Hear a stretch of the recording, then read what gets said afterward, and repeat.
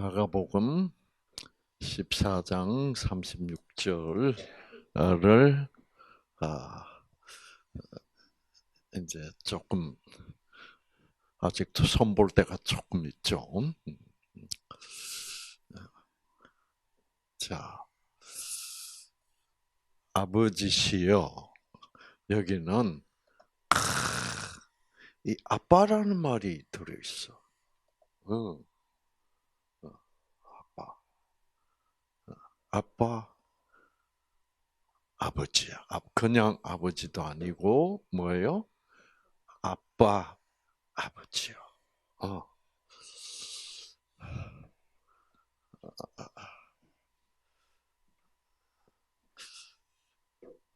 아내가 남편을 정말 사랑하고 믿을 때 뭐라 그래요? 여보 그러잖아. 그렇죠? 별로 사이가 안 좋을 때는 여보. 이 성경은 그런 거를 강조하고 있습니다. 하나님은 사랑이야. 사랑이라는 것은 물론 이 지성과 감성이 잘 섞여 있는 거지만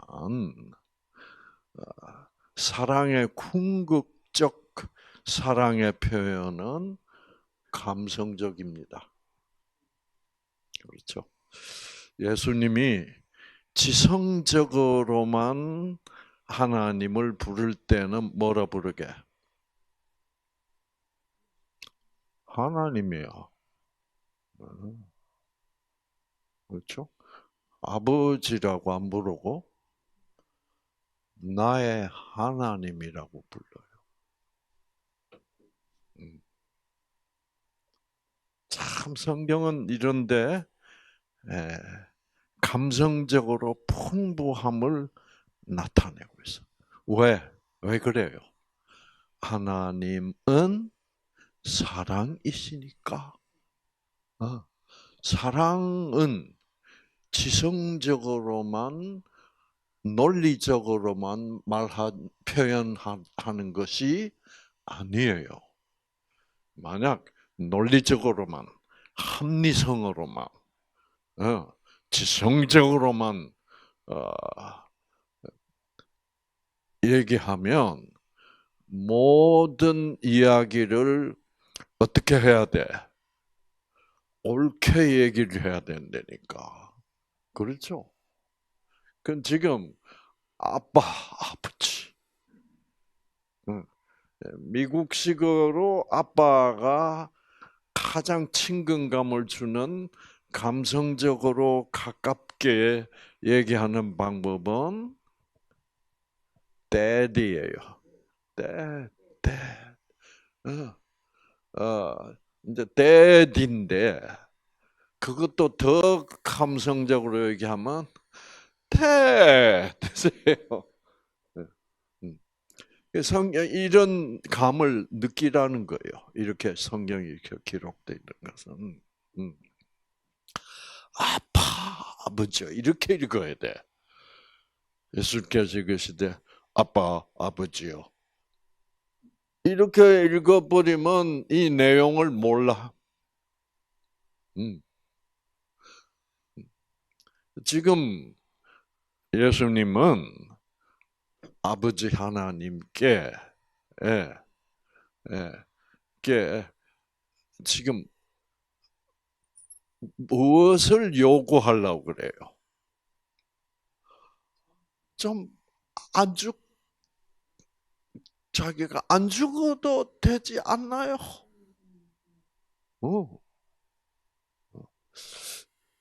죄를 지어도 이렇게 지으면 죄가 안 돼. 이런 뉘앙스예요. 아시겠죠? 이렇게 죄를 지으면 죄라는 건 뭐예요? 누구의 뜻하고 내 뜻하고 다른 게 죄요. 하나님의 뜻과 내 뜻이 다르면 그건 죄야. 왜? 하나님의 뜻은 생명이요. 나의 육신의 뜻은 하나님의 생각은 영의 뜻이야. 영의 생각은. 그래서 로마서 8장 5절, 6절, 7절 이렇게 보면 육신의 생각은 사망이요. 육신의 뭐? 생각. 죄는 생각입니다. 아세요? 죄를 자꾸 행동으로 정의를 하면 그것은 뭐가 돼버려요? 율법은 도덕법이 돼버려.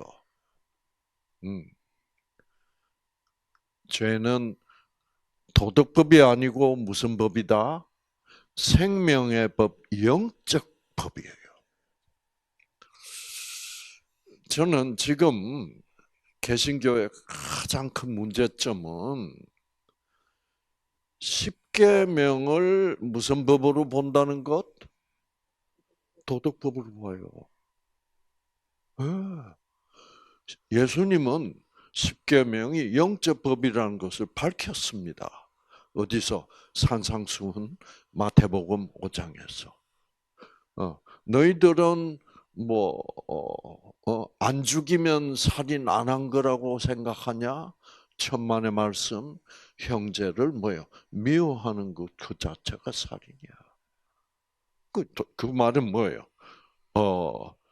하나님의 율법은 영적 법이다. 너희들이 생각하는 대로 도덕법이 아니다라는 뜻이에요. 그리고 이제 사도 바울이 하는 말을 또 좀 보면 사도 바울의 말입니다. 우리가 율법은 이게 왜 이렇게 번역을 해놓는지 참 모르겠어요. 조금 더 번역을 고치면 우리는 율법이 뭐예요?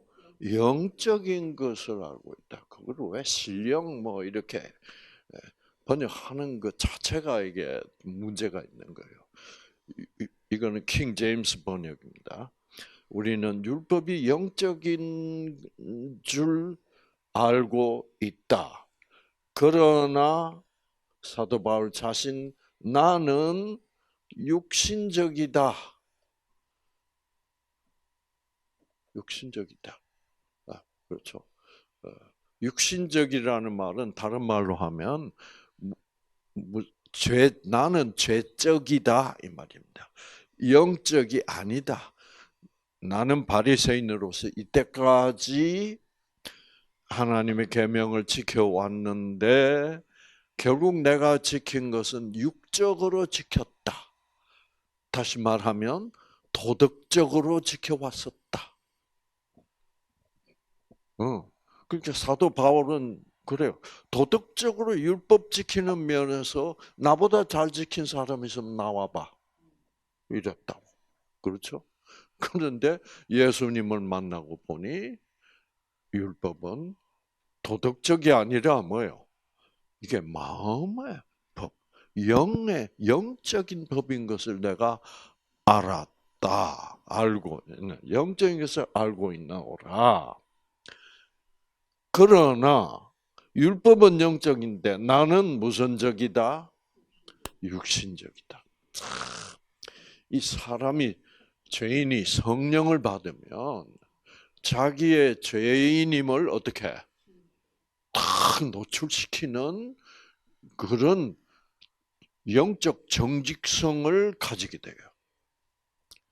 어떤 사람들은 성령을 받으면 죄를 안 지어야 된다. 이런 그거 다 도덕적 얘기야. 그렇죠? 그런 소리 많이 합니다. 그러니까 오히려 성령을 받으면 뭐가 돼? 자기의 육적임을 도덕적임을 더 확실히 깨닫게 해주는 것이 성령의 역할이지. 예. 죄를 안 짓게 한다. 이거는 너무나 행위적으로 도덕적인 입장에서 그렇게 해석을 하시는 분들이 많아요. 나는 육신적이어서 이 말은 다시 말하면 나는 뭐여서? 나는 혈과 육이어서 나는 죄인이어서 이 말이에요. 죄인으로서 죄 아래 말이요. 팔렸구나. 여기 영어 원어는 sold out입니다. sold out 팔렸다 이제. 죄 아래 팔렸다. sold out. 그러니까 죄의 지배를 내가 팔렸으면 나는 뭐예요? 죄에게 팔려갔으면 나는 죄의 노예다 이 말이에요. 그러니까 사도 바울은 나처럼 거룩한 인간 있으면 나와봐. 그건 도덕적 차원이었어. 이제는 예수를 만나고 나니 나는 죄의 노예였구나.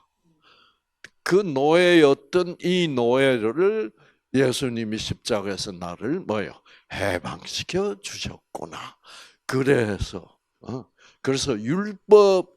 육적인 도덕적인 율법에서 나를 어떻게 하셨구나? 해방시켜 주셨구나. 그래서 여기 이제 보면 7장 6절에 보면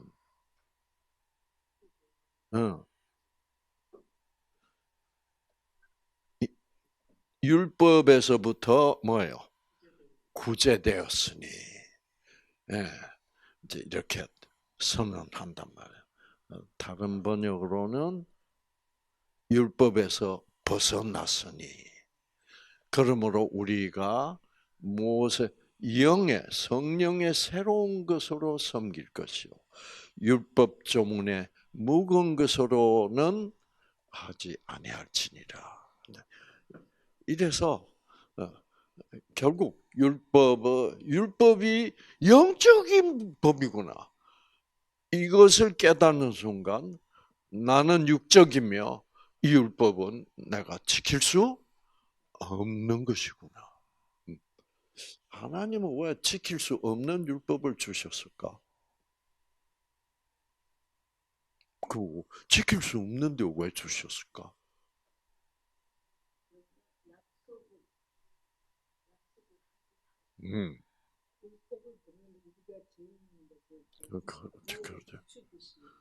그렇죠. 율법을 영적으로 보면 모든 하나님의 말씀은 영적 말씀이니까 성령을 받아서 보면 와 도덕적으로는 내가 웬만큼 지킬 수 있겠는데 영적으로는 뭐예요? 불가능해. 그런 율법을 주신 목적은 그러니까 내가 내 아들 예수를 너희에게 보내서 너희를 구원해야 되는 거야.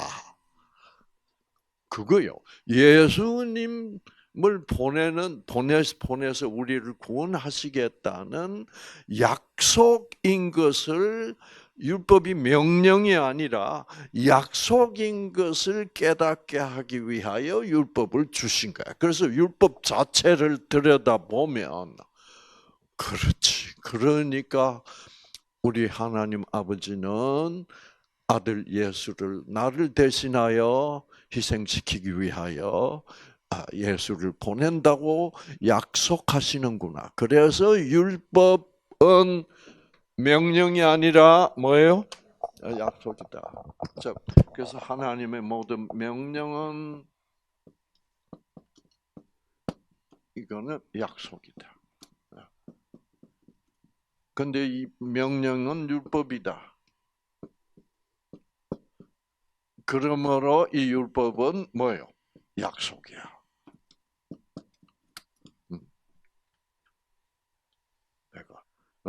그래서 율법 가지고 따지면 나는 너희들을 구원할 수 없다. 그러니까 나는 그 율법을 못 그러니까 율법을 못 지키면 뭐예요? 그 결과는 죽음이죠, 사형이죠, 죽음이거든. 그러니까 죄의 싹은 사망이에요. 죄라는 말은 무슨 말일까? 율법을 못 지킴. 이꼬르 사망이다 이 말이에요. 그러니까 율법을 못 지키는 인간은 결국 죽게 돼 있다. 그거예요. 그래서 우리를 죽이는 율법으로부터 해방이 돼야만 우리는 영생에 들어갈 수 있는 거야. 그러니까 율법은 안 지키면 죽이겠다는 명령이 아니라 내 아들을 보내서 너희 대신 죽게 하겠다라는 약속. 그래서 율법은 이 약속을 성경적인 면에서는 뭐라고 불러요? 성경적인 차원에서 뭐예요? 언약이라고 부른다. 그러면 율법을 대표하는 것이 십계명이다. 십계명 하면 이거 명령이야. 그런데 이 십계명도 무엇이다? 언약이다. 이상하죠, 그렇죠? 십계명이 언약이야. 누구를 보내겠다는 언약? 예수를 보내서 너희들을 구원하겠다는 십계명 지킬 수 없는 너희들을 구원하겠다는 언약이다. 음, 음. 여러분 성경에서 그런 말 봤어요? 십계명이 언약이라는 말.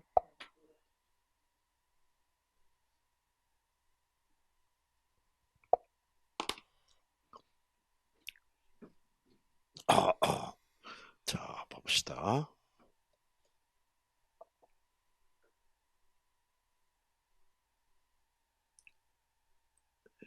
신명기.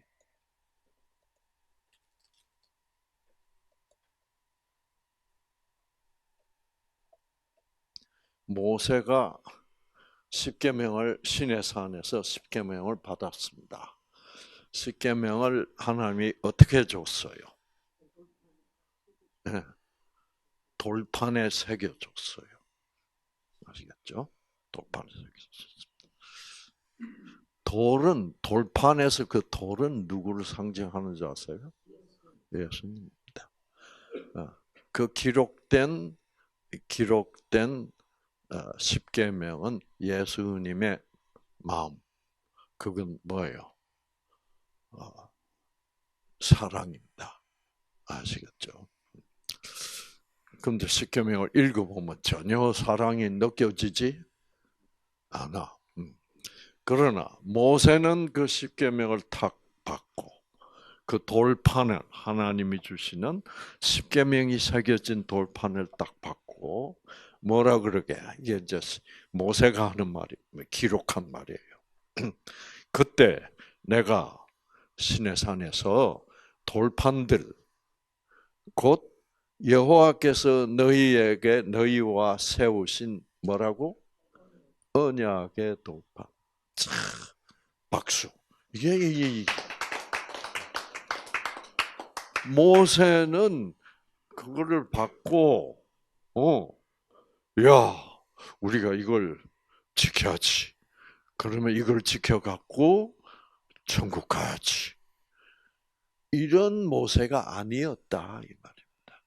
모세는 성령이 충만한 사람으로서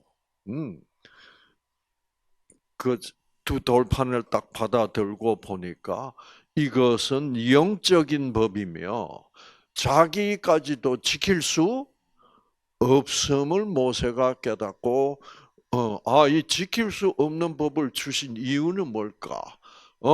우리가 지킬 수 없는 죄인들이기 때문에 이 율법에 의하면 법적으로는 죽는 거야. 사형이야.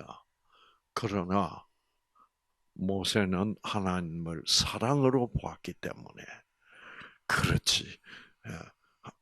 하나님은 이렇게 이 영적인 법을 지킬 수 없는 우리를 자기 아들을 대신 보내서 우리를 살리기 위하여 우리를 구원하시겠다는 그 율법으로부터 뭐요? 구원하시겠다는 것. 그 약속이구나. 그래서 언약의 두 돌판이라 그런다. 그 모세는 십계명을 받고 시내산에서 내려와서부터 계속 이 율법을 다 언약이라고 계속 부릅니다. 아시겠죠? 이제 신명기 이 기록은 한참 후의 기록이지만 출애굽기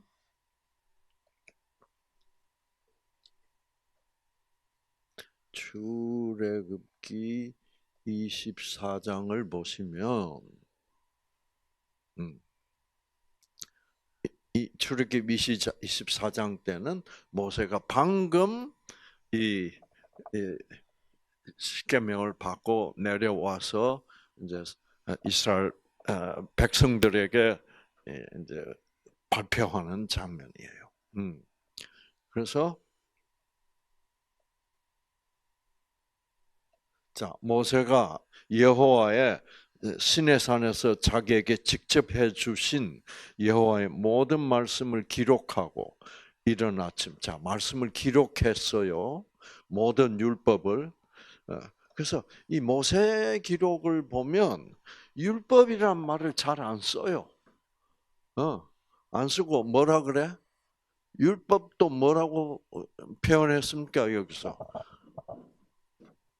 말씀? 말씀 아니면 뭐요? 언약. 이렇게 표현하고 있어요. 그러니까 모세는 하나님의 말씀은 모두 약속이다. 예수를 보내서 우리를 구원하시겠다는 약속이다라는 정신이 이제 있습니다. 자, 모든 말씀을 기록했으면 그 기록한 것은 뭐가 돼요? 책이 됩니다. 모세가 율법 책을 만들었어요. 그러면 우리는 그 율법 책을 율법서라고 부를 수 있습니다. 자, 그런데 모세는 그 책을 뭐라 불러요? 언약서라고 불러요. 놀랄만한 일이죠. 도대체 율법이란 말 안 써요. 그래서 십계명 두 돌판을 보관하는 교회가 있어요. 그 교회도 교회 이름이 뭐게? 언약교회입니다. 그래서 성경에는 그런데 우리는 어쩌자고 자꾸 그걸 법계라고 불러요. 성경에는 그 말 없어. 법계라는 말 없습니다. 여러분 저도 너무 경악했어요. 자, 법계를 영어로 쓰면 괴는 ark입니다. ark of 뭐예요? 법계면 law 이렇게 써야죠. 그렇죠? 네, 법, 괴, ark of law. 법, 괴. 성경에는 법궤라는 단어가 없습니다. 그런데 전체 이 개신교도들이 다 뭐라 불러요? 법궤라고 불러요. 언약궤는 생소해. 그리고 하나님의 모든 율법이 명령이 언약인데 언약이라는 단어 자체부터 우리에게는 뭐예요? 생소해. 그러니까 우리는 하나님의 약속을 그러니까 약속을 자꾸 법으로 보는 거예요. 왜? 법이니까. 어, 이거 참 놀라운 발견이에요. 그래서 제가 한국말 성경에 법계라고 치고 검색을 해보면 한 군데 딱 나오는데, 그래서 이거는 이상하다 해서 찾아 들어가서 영어 원어를 찾아보니까 원어는 법계가 아니에요. 원어는 뭐라? 그냥 ark. 그래서 법계라고 안 써놨는데도 우리는 법계라고 번역을 하고. 그러니까 그 당시 옛날에 우리 한국 기독교가 철저하게 율법주의적이었습니다. 이 은혜라는 단어를 우리 사회에서는 한국 사회에서는 이해를 못했어. 왜? 그 당시 한국 사회는 철저히 무선주의적 사회였으니까 권위주의적이죠. 이런 거. 그러니까 그 권위주의적 사고 방식 속에서는 언약이란 말이 이해가 돼, 안 돼? 안 되죠. 그러니까 하나님의 명령 그러면 맞아. 이렇게 돼서 우리 한국말 성경도 다 그래요. 이렇게 법계라고 번역을 한 겁니다. 그래서 언약서를 가져다가 백성들에게 듣게 하니 그들이 이르되 모든 여호와의 모든 말씀을 우리가 뭐하리다? 준행하리다. 모세는 뭐를 읽어줬는데? 하나님의 약속을 읽어줬는데 이스라엘 백성은 하나님의 약속인 줄을 모르고 뭐라고? 우리가 알아서 지키겠습니다. 이런 반응은 이스라엘 백성들도 하나님의 율법이 언약인 것을 알아듣지를 뭐예요? 못했다는 증거예요. 그러니까 하나님이 이제 이게 이 하나님의 율법에 나타나 있는 모든 명령은 무엇이구나? 언약이구나. 그래서 왜 이스라엘 백성들이 선지자가 나타나면 다 죽여버려요? 선지자 다 죽임을 당했잖아. 왜? 선지자들은 모세도 선지자죠. 모세처럼 하나님의 율법은 언약이란 걸 뭐요? 알고 그거 약속이라고 자꾸 얘기했기 때문에 그래요. 지켜야 되는 거를 안 지켜도 되는 것처럼.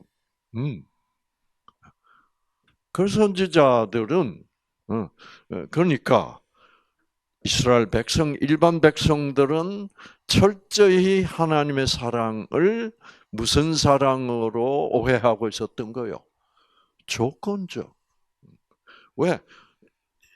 하나님이 우리에게 약속을 한다는 것은 자기 아들 것까지라도 희생해서 구원하겠다는 약속은 그거는 무조건적 사랑에 하나님의 사랑이 무조건적 사랑이라야만 하실 수 있는 약속이에요.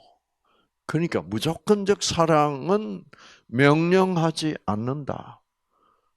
뭐 한다? 명령 대신에 약속하시는 거야.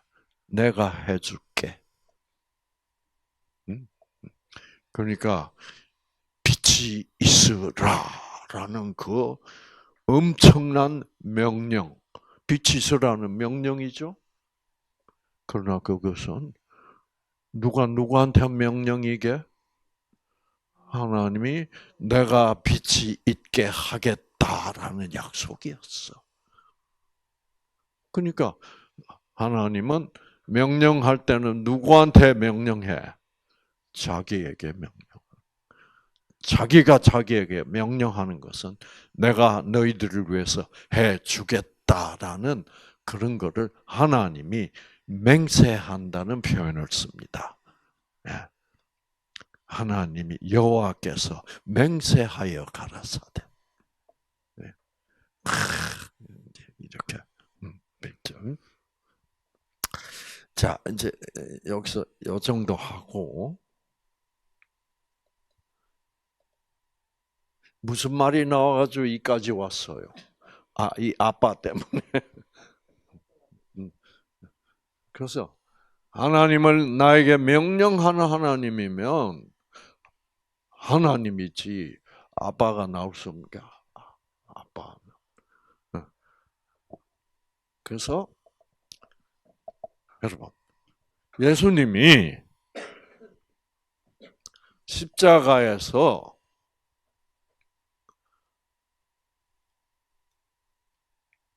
하늘에 계신 하나님은 내 아빠가 아닌 것 같아 라는 오해를 했습니다. 그때는 예수님이 하나님을 어떻게 불렀게? 엘리 엘리 라마 사박다니. 엘리 엘리 라마 사박다니.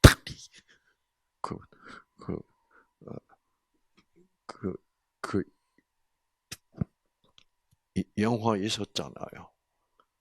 보면 그게 뭐예요?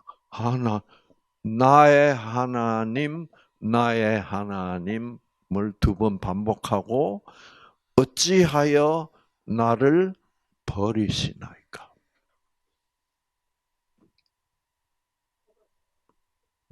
그때는 믿음 있는 것 같아요, 없는 것 같아? 믿음 없죠. 그 믿음 없음이 죄다 이 말이야. 아시겠죠? 어찌하여 나를 버리시나이까? 그때는 아빠라고 말 안 해요. 엘리는 뭐예요? My God, 나의 하나님이라고 불러. 그거는 공식적 언어야. 아버지는 뭐예요? 공식적이 아니라 뭐예요? 그거는 아빠 품에 안긴 아기의 언어야. 어리광의 언어야. 아시겠죠? 그래서 왜? 그때는 이제 예수 안에 있던 그 하나님의 생명이 어떻게 쫙 나가시는 거야. 그러니까 아빠가 나를 떠나고 나는 이제 뭐예요? 죽는구나. 아빠. 그런데 여러분 하나님이라는 단어를 쓰면서 그래도 그 아빠와 예수가 완전히 분리되는 것이 아니라는 증거가 있어요. 예수가 뭐라 그럴게? 그냥 하나님 어찌하여 나를 버리시나이까? 그러지 않고 뭐라 그러게? 나의 하나님. 그러니까 우리의 관계, 즉 아빠와 나는 아버지와 뭐요? 아들과의 관계이기 때문에 나를 지금 버리셔도 하나님은 나의 하나님이다라고 말하고 있는 거예요.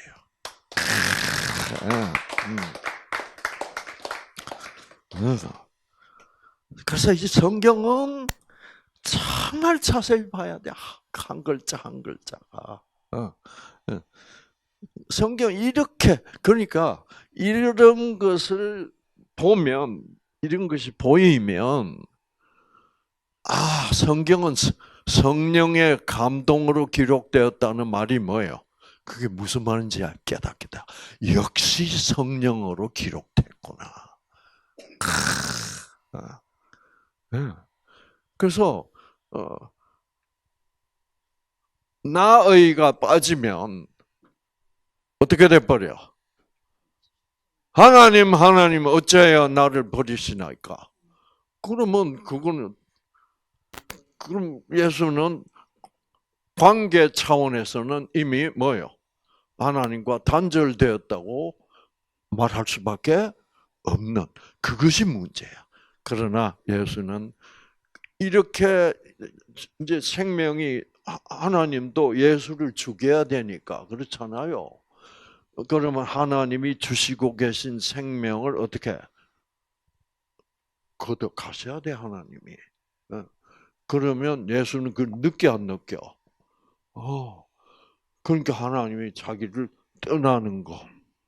그러나 그건 아니야. 모든 죄인이 되어버린 인류를 구원하기 위하여 아들이 미워서 떠나는 것이 아니라 그리고 이 아들은 자기와의 관계를 끝까지 유지하는 그 믿음을 어떻게 가지고 있음을 아버지가 다 아니까 그 아픈 순간. 그래서 예수님이 실제로는 죄된 은행을 했습니까? 안 했습니까? 했어요. 그러나 그 아버지에 대한 아빠에 대한 그 믿음으로 말미암아 그 두 예수와 아버지와의 믿음으로 사랑으로 엮어진 관계는 변하지 않았다 이 말이에요. 관계는 그러니까 결국 어떤 결론을 우리가 내릴 수 있냐고 하면 죄를 지었나 짓지 않았나 여부는 착했냐 안 착했냐가 문제가 아니고 관계의 유지가 계속될 때는 죄 지어도 안 지은 걸로 죄가 아닌 것으로 여겨 주시는 것이 하나님의 사랑이다 이 말이에요. 그러니까 우리는 자꾸 도덕적 행위로 따지다 보면 성경이 무슨 말을 하고 있는지 알 수가 없는. 그래서 이 문제 때문에 사람들이 그래서 이렇게 되면 관계, 무조건적 사랑, 믿음 요걸 가지고 딱 정리를 하면 깨끗하게 논란 없이 정리가 되는데 이 무조건적 사랑, 관계, 믿음 이 차원을 깊이 이해하지 못하면 결국 뭐예요? 예수가 죄 지었냐 안 지었냐? 그러니까 가만 자세히 보니까 죄진 것 같지, 그렇죠? 원망한 거 아니에요. 근데 그거를 자꾸 뭐라 그래? 근데 히브리서 4장 15절에서는 뭐예요? 그러나 죄는 없으시니라 라는 말이 있으니까 그게 죄 아니야. 이래 버린단 말이에요. 무슨 차원에서? 행위적인 차원, 관계적인 차원이 아니고. 그러니까 결국 관계 차원이라는 것은 결국 무슨적 차원이야? 영적 차원이야. 그래서 율법은 영적 차원에 있고, 그러므로 우리가 행위적으로는 안 해야 될 행위, 말로는 안 해야 될 말을 예수님이 하셨어도 무엇은 영에서는 영의 차원, 사랑의 차원에서는 변한 것이 없을 때 행위는 문제가 있을지라도 그 행위가 죄가 되지 않는다고 여겨 주신다 이 말이죠. 참 깊은 말씀이야. 그렇죠? 그래서 아버지여, 아버지께는 모든 것이 가능하오니. 참 귀여워, 이 말은. 아빠는 다 하실 수 있잖아요, 이 말이야. 응. 다 할 수 있잖아요, 아빠는. 아빠는 돈 많잖아요. 그러니까 다 나한테 사줄 수 있잖아요. 어, 어. 벤츠도 사줄 수 있잖아요. 그런데 이 반지 하나 안 사주려고. 이제 이런 분위기야, 지금. 아시겠죠? 모든 것이 가능하지만, 그러니까, 아빠를 어디로 지금 몰고 가는 거예요? 코나로. 자기 안 죽겠다 이거야.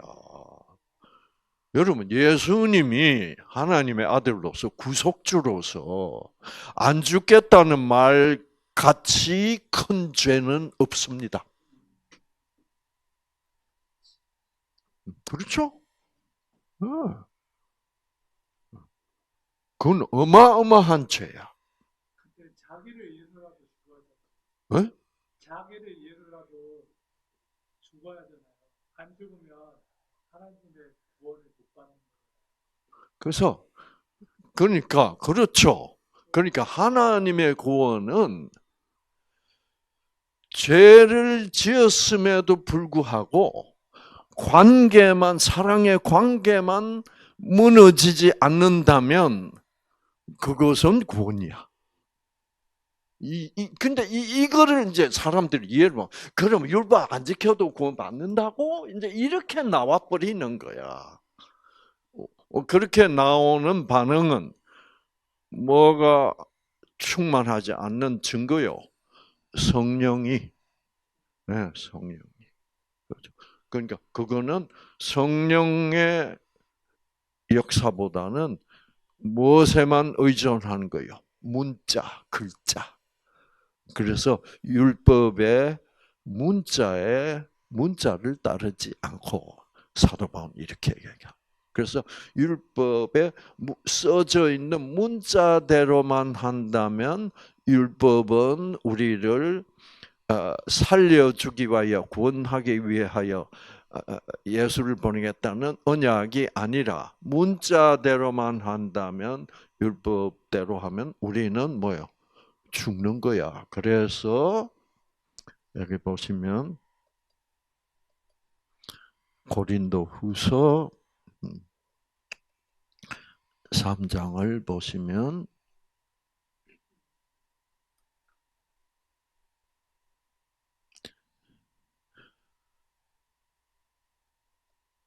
문자대로 법적으로 하지 않고 사랑으로 영어로 한다 하면이 그 이유는 뭐냐?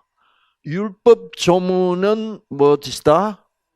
죽이는 것이다. 맞아요, 맞아요. 그러니까 영적 사랑을 고려하지 않고 율법 조문만 가지고 따지면 율법대로 하면 우리는 다 죽는다. 이 말. 아시죠? 그래서 율법 조문은 죽이는 것이요, 영은 살리는 것이라. 그래서 글자대로 하면 우리는 다 죽어. 그러니까 글자대로의 율법은 완전한 것이 아니다 이 말이에요. 그래서 예수님이 뭐라 그러셨어요? 내가 온 것은 율법을 폐하려 온 것이 아니다. 어떻게 하려 왔다? 완전케 하려 왔다. 아시겠죠? 완전케 하는, 율법을 완전케 하는 것이, 그것은 뭐냐? 뭡니까? 율법을 완전케 하는. 그래, 율법 못 지키는 부분은 내가 죽음으로 내가 책임진다. 그리고 나는 너희들은 죄인일지라도 뭐요? 나는 구원한다. 이런 사랑. 그래서 우리의 관계는 변화가 없다. 율법 안 지킨다고 우리의 관계가 붕괴되는 것은 아니다. 뭐만 믿어준다면? 나의 사랑만 믿어준다면. 그래서 사랑이, 그런 식으로 나타난 사랑이 율법의 무엇이라? 완성이라 그랬지. 율법의. 그렇지. 그렇게 되는 거예요. 그러니까 율법은 완전한 것이 아니다. 무엇이 완전한 것이다? 하나님의 그 무조건적 사랑이 율법을 완전케 하는 것이다. 그래서 사도 바울은 그거를 확실히 선언하잖아요. 로마서 10장.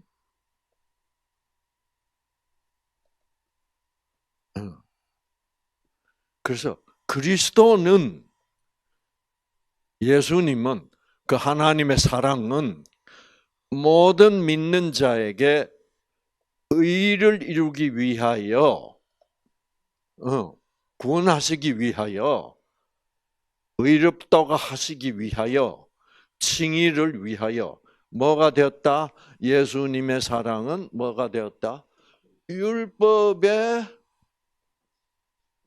마침이 되셨다. 율법에서 끝나는 게 아니라 율법은 어디서 끝나는 거다? 예수에서 끝나는 거다 이 말이에요. 우리를, 그러니까 율법의 최종 목적은 예수를 봐라.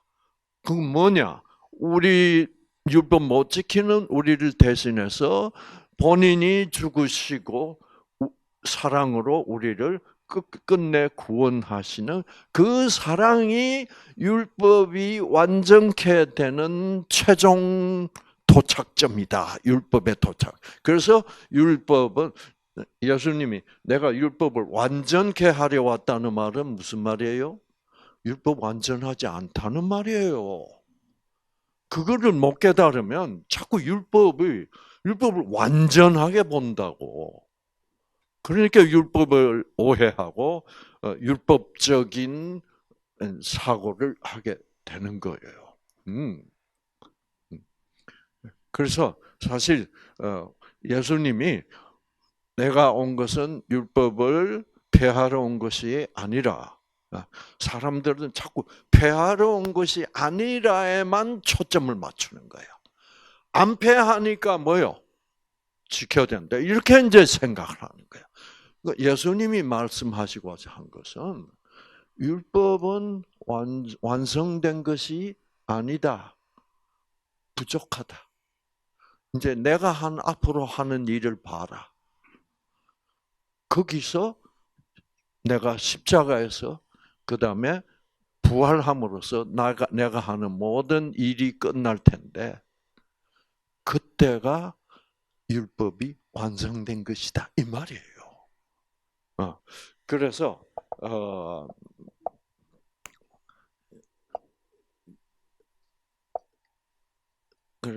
그 이제 마태복음 5장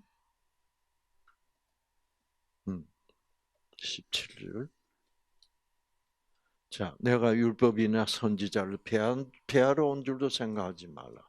폐하러 온 것이 아니요, 어떻게? 완전하게 하려 합니다. 율법은 지금 현재로서는 완전하지 않다. 왜?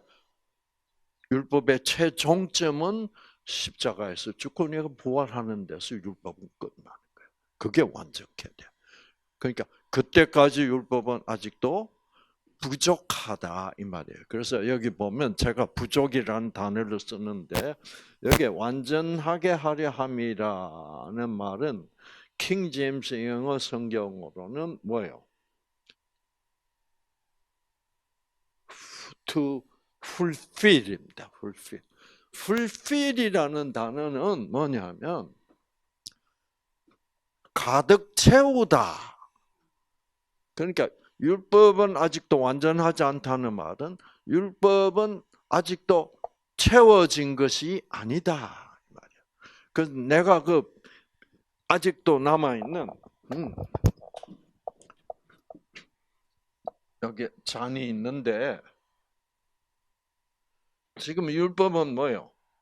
이만큼밖에 채워진 게 아니다. 앞으로 나는 뭐요? 나의 피로 예수 그리스도 십자가에서 피로 이 덜 채워진 덜 채워진 이 부분을 어떻게 가득 채우러 왔다. 그러면 율법은 다 채워진 완전한 율법이 되는 것이다 이 말이에요. 이거를 지금 잘 모르고 있어. 자, 그래서 그냥 예수님이 율법을 배우는 게 아니잖아. 예수님은 율법을 어떻게 가득 채워서 마침내 율법이 명령이 아니고 뭐요? 야, 이게 약속이었구나. 를 깨닫게 하기 위하여 오시고 그와 동시에 율법 못 지키는 우리를 다 뭐요? 구원하시려 왔다라는 얘기야. 아시겠어요? 근데 이제 유대인들은 이거를 깨닫지 못하는 거야. 그래서 예수님은 너희들 율법 잘 지키잖아. 그거 지키는 거 아니야. 율법은 너희들이 지키는 것처럼 그런 도덕법이 아니야. 율법은 뭐예요? 영적이야. 그래서 너희들 못 지킨다고. 못 지키는 것을 좀 깨달으면 얼마나 좋을까? 그러면 내가 왜 왔는지를 뭐예요? 알게 되는 거. 그래서 율법은 지킬 수 있으며 지켜야 되는 것이라고 생각하고 있는 한 예수님이 왜 왔냐를 충분히 이해할 수가 없는 거예요.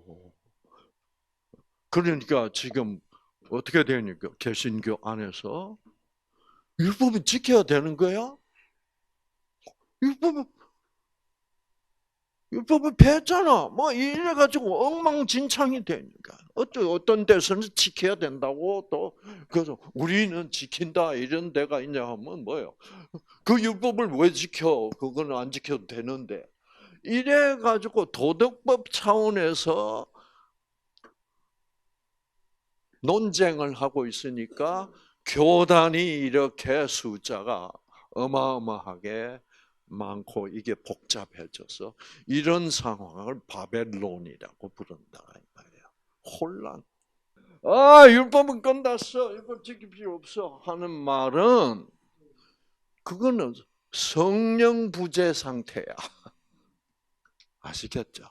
성령이 나와 함께 있어서 정말 그 성령이 나를 감동시키고 한다면은 감사하지 않을 수 없고 이 반가운 소식을 모든 사람에게 전하고 싶고 그래서 우리가 실제로는 가능하지는 않지만 그 율법을 어떻게 율법대로 하나님의 뜻대로 살고 싶어지 정말 살 수 있게 되는 때 우리가 부활했을 때 그때를 간절히 바라게 되는 거지. 예. 근데 이거를 자꾸 논리적으로만 그러면 뭐 헬렐레하고 술 먹고 뭐 다 된다는 얘기네. 자 그런 사람들 보고 직격탄을 날리려면 한마디면 끝나요. 당신은 성령이 없어. 그러나 그 말을 어떻게 해? 그 말을 못 해. 그저 무슨 말로 끝나야 돼? 제가 성령 받게 되기를 기도하겠습니다. 막 여기서 끝나야지. 당신 성령 없어. 그렇게 되면 나도 성령 없어. 그래서 성령 없이 논쟁만 하고 있는 그런 현실이다. 그래서 결국 그래서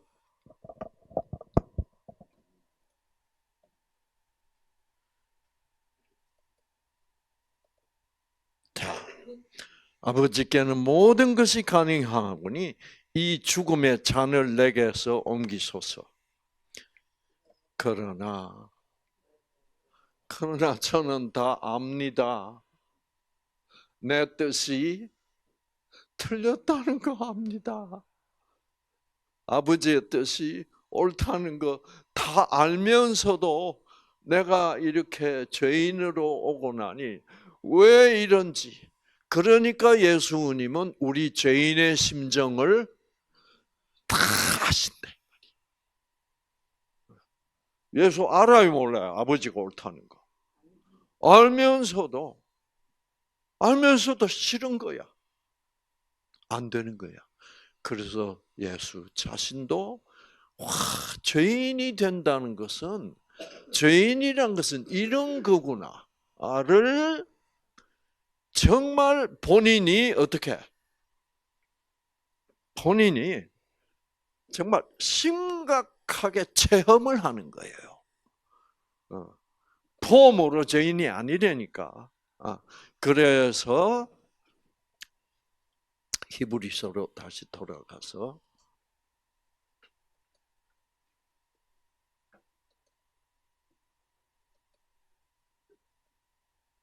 그래서 이제 자 우리에게 있는 대제사장은 우리의 연약함을 동정하지 못하실 리가 아니요. 그러니까 저는 저 동정이라는 단어가 마음에 안 들어요.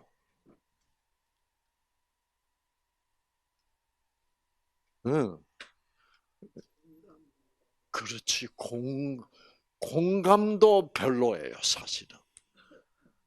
그러니까 결국은 제가 말씀드린 대로 그 몰로카이 섬에 그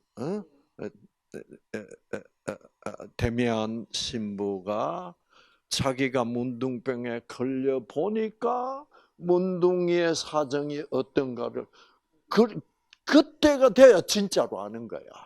그 뜻이에요, 동정이라는 게. 네. 바로죠. 그렇지. 그래서 저게 헬라 말로는 무슨 말이냐고 좀 자세히 조사해서 나한테 알려달라고 챗GPT한테 부탁을 했거든. 나는 이런 뜻에서 질문한다. 그러니까 그냥 우리가 동정, 참 안 됐다, 이건 아니라 이 말이야. 아니고 뭐요? 와, 이렇게 고생을 했구나. 내가 실제로 뭐요? 고생을 실제적으로 직접 참여해 보니까 내가 그런 상황이,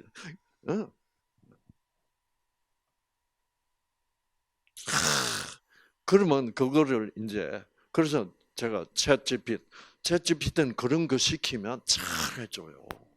아주 저는 헬라 말을 연구도 안 해봤기 때문에 그는 유명한 헬라 말 전문가들이 한 거를 챗GPT는 학습해가지고 갖고 있단 말이에요. 그런 걸 딱 집어서 물어보면 와 그렇구나 아니구나 그러면서 챗GPT가 뭐라 그러냐 저보고 네 생각이 옳다. 그냥 동정, 심파티가 아니고 엠파티다. 엠파티는 뭐예요? 그냥 꼭 같은 감을 가진다는 거예요. 그래서 이 신학자들이 어떻게 그거를 헬라 전문가들이 어떻게 정의를 내렸냐면 그냥 동정 우리가 알고 있는 그런 참 안 됐구나 뭐 이게 아니고 본인이 어떻게 그래 나도 안다고 나도 그러니까 자식이 먼저 나보다 떠난 부모들의 심정은 자식이 아무도 안 죽은 부모가 알 수가 없는 거라고. 그렇죠. 그러나 예수는 그거를 본인이 당했다 이 말이야. 그래서 그거를 영어로 그 헬라 말로 말을 영어로 자세히 번역하면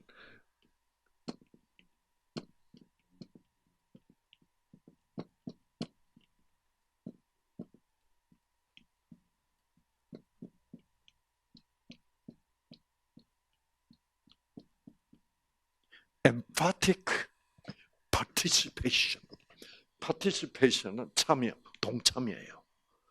그러니까 동정 차원에서 참여, 우리와 함께 참여한 것이 아니라 무슨 차원에서? emphatic participation. 그러면 그렇지. 그래서 제가 그 어떤 사람의 성경을 가르치면서 이게 동정 차원이 아니다. 그랬더니 동정이라고 써놨잖아요, 박사님. 그래서 제가 챗GPT한테 물은 거예요. 이야, emphatic participation. 그래서 여러분, 우리는 그러한 구원자를 우리가 가지고 있습니다. 아시겠죠? 네. 자, 그러니까 예수를 진짜로 알자 이 말이에요. 우리가 예수를 그냥 신학적인 교리적인 차원에서 정리하지 말고. 그러니까 막말로 말하면 한마디로 그냥 그냥 짧게 한마디로 끝내면 어떻게 말할 수도 있게 돼 있어. 제 아무리 지어도 뭐요? 구원받는다는 말을 할 수가 있는데 그 말을 성령으로 하는 사람의 말의 뜻과 성령 없이 하는 사람의 말은 180도 다르다 이 말이에요. 됐어요? 그래서 결국 우리는 성령으로 구원받는 거야. 그래서 성령을 회방하는 것만이 사함을 받을 수 없는 죄다. 예수님 뭐라고 그랬어? 너희들이 나를 배신해도 오케이. 그 죄 다 사해진다. 그건 왜 사해질 수 있어요?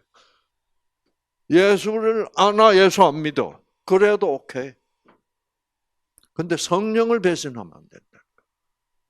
왜 그래? 예수를 배신한다는 것은 내가 예수를 어떻게 보느냐에 따라서 배신할 수도 있어. 그러니까 이상구가 연세대학교 예수 믿는 대학교 의과대학에 다니면서 예수를 어떻게 개똥 취급을 했다고? 안 믿어 그런 거. 그것은 왜 제가 예수를 거부한 거예요? 예수를 사단이 나에게 가르쳐 주는 대로 예수를 조건적 하나님의 사랑으로 봤단 말이야. 조건적. 난 조건적 싫다 이거야. 말 안 들으면 벌 주고. 말 안 들어도 뭐요? 이렇게 자기 몸을 자기 스스로 희생시켜서 말 안 듣는 이 자식을 구원하는 그런 하나님이 진짜다 이 말이에요. 아시겠죠? 그러면 이 말을 성령 없이 들으면 어떻게 돼요? 무슨 개소리냐 이렇게 되는 거예요. 뭐예요?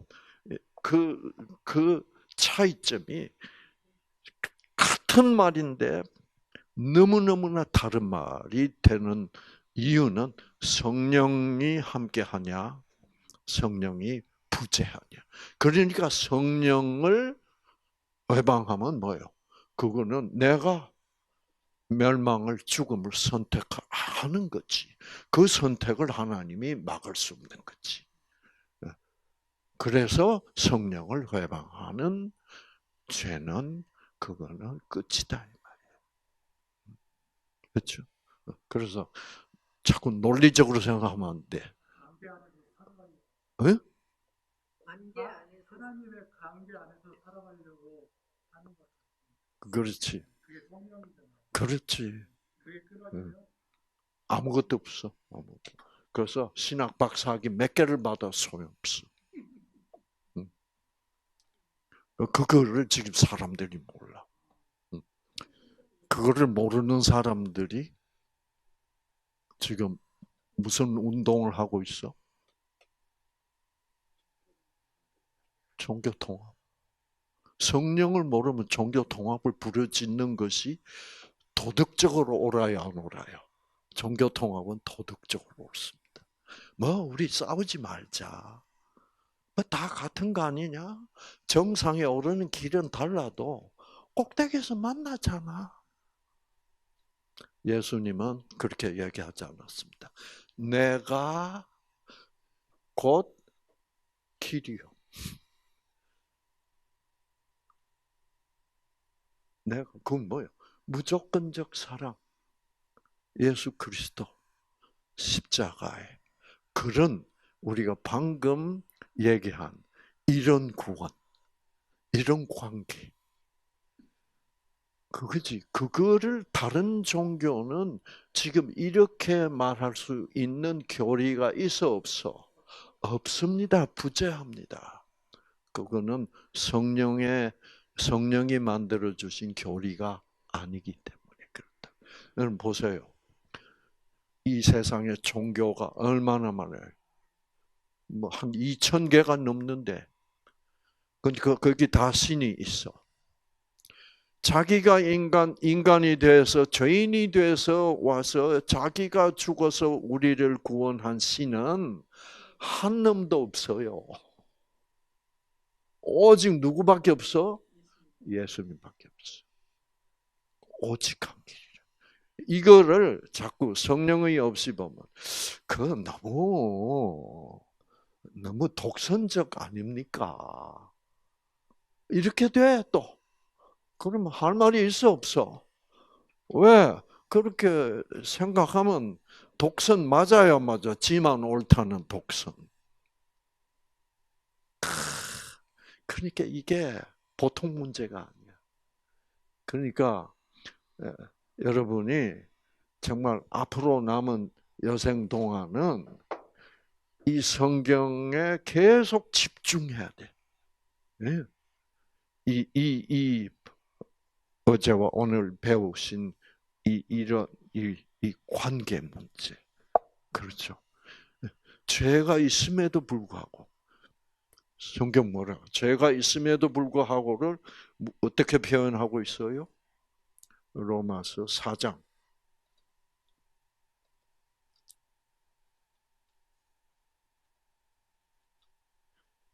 그러니까 착한 행동을 하지 아니할지라도 그래서 뭐예요?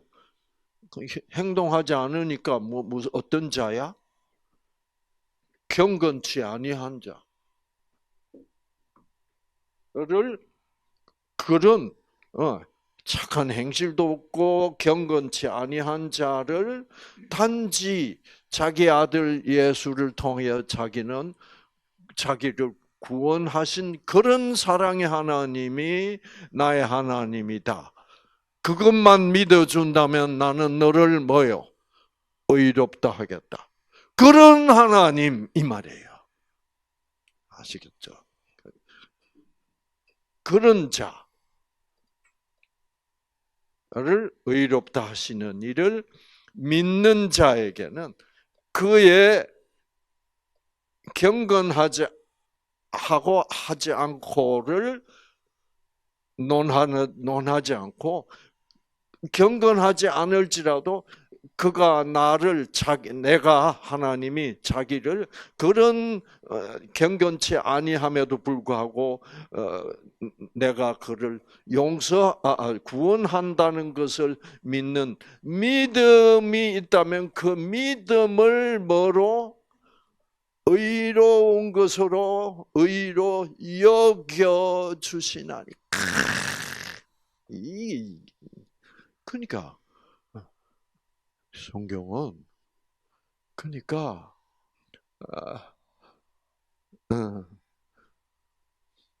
장난감 안 사준다고 아빠한테 나 아빠 미워. 나 아빠하고 이제 안 놀 거야. 그래도 아빠는 아빠야. 그렇죠? 아. 네. 네. 응? 우리 마음속에 있는 거는 성령과 악령 딱 두 가지만 있는 거예요. 그렇지. 그러니까 부재 중일 때는 악령이고 성령이 들어오는 그래서 그 문제, 그 핵심은 다음 시간에. 그 부분 중요해. 오케이. 자, 우리 참 좋으신 하나님. 우리가 얼마나 철저히 구원받을 수 없는 죄인임을 다 아시면서도 그럼에도 불구하고 너희가 선하지 않음에도 불구하고 그럼에도 불구하고 나는 너를 사랑한단다. 그 사랑을 믿으다오. 라는 이 절절한 하나님의 그 무조건적 사랑. 그것이 성령의 역사로 말미암아 우리의 마음속에 차곡차곡 쌓이게 하여 주시옵소서. 그래서 우리가 죄인이기 때문에 자기 자신도 나 자신도 모르게 본능적으로 악한 생각을 해놓고 사단은 너는 이렇게 악한 놈이야. 하나님이 너를 사랑할 리가 없어. 라는 이 악령의 음성을 아니야. 내가 이렇게 악해도 하나님은 나를 절대로 버리시지 않아. 라는 그 두 세력의 싸움. 성령과 악령의 투쟁이 우리 속에서 매일 매순간 일어나고 있습니다. 이 투쟁을 압도적으로 믿음으로 이 투쟁에서 승리할 수 있는 믿음으로 승리할 수 있는 우리 모두가 되게 하여 주시고 그 승리하는 순간순간마다 우리는 감사가 넘칠 것입니다. 이렇게 내 자신이 악함에도 불구하고 하나님은 끝까지 나를 버리지 않으시구나. 그것을 느끼면서 감사합니다, 하나님. 당신의 은혜를. 그 감사 속에서, 그 기쁨 속에서 생기가 넘치게 하시고 그 결과 우리의 유전자를 회복시켜서 치유하여 주시옵기를 예수님 이름으로 간절히 기도합니다. 아멘.